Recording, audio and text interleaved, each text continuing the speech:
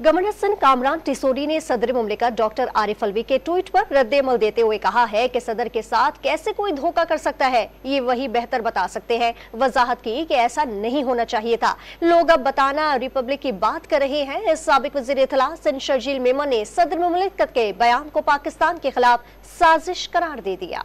सदर मुमलिकत डॉक्टर आरिफ अलवी के official secret act और आर्मी एक्ट तरमीमी बिल पर दस्तखत न करने से मुतालिक ट्वीट ने हलचल मचा दी। गवर्नर सिंध कामरान टिसोरी ने मारूफ सियासी और समाजी रहनुमा हैदर शाह की जानिब से कराची प्रेस क्लब में नियाज़े हलीम की तकरीब में मीडिया से गुफ्तगू करते हुए रद्द-ए-अमल दिया कि सदर निजाम के कमांडर हैं, उनके साथ कैसे कोई धोखा कर सकता है, ये वही बता सकते हैं। सदर मुमलिकत या उसका स्टाफ उसके साथ कैसे बिट्रे कर रहा है या उनकी नॉलेज में क्यों नहीं है। अगर उन्होंने एतराज़ लगाने का कहा तो एतराज़ क्यों नहीं लगा, और अगर उन्होंने साइन नहीं किए तो साइन कैसे हो गए।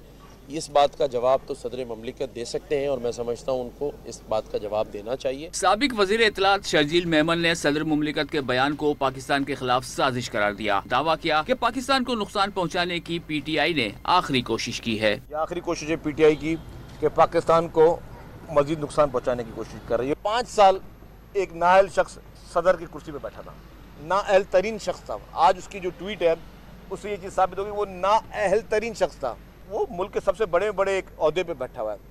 उसने अपने प्रेसिडेंसी में जिस हमले पे भी वो कर रहा है कंप्लेंट, क्या उसने एक्शन लिया।